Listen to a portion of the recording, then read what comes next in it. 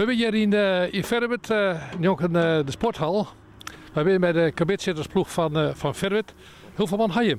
Wij zijn maar ongeveer 24 man. We beginnen om 10 uur, dus we moeten wat verzamelen. Je voor mij alles klaarzetten. Je moet hier al een aantal bussen staan en naast niet wel los. Ja. Hoeveel kabit verbruik je nou op zo'n dag? Nou, per kilo gaat er wat erin. Ja.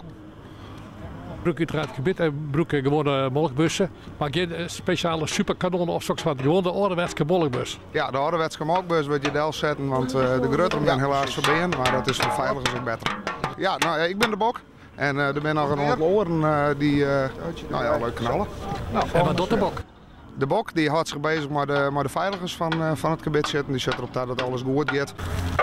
Die kan wel mijn vader mee naar huis nemen. Ja, die kun je straks op meenemen. Kijk. Hupsakee, dubbel knoopje. Een blokje. Ja. Dan doe je er wat water bij. Zo. Een beetje schudden. Zo, deksel erop. En dat het uiteraard een leuk feestje wordt.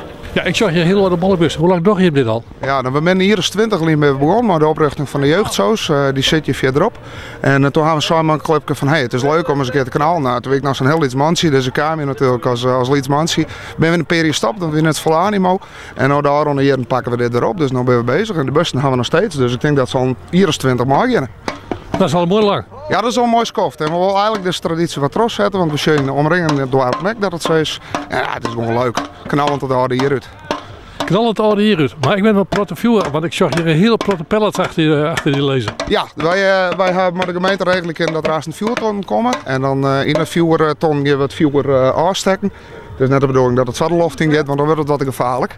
En die komen er aan, dus het is zin dat we daar een mooi 4 bij maken kunnen. Verrassend dichtbij.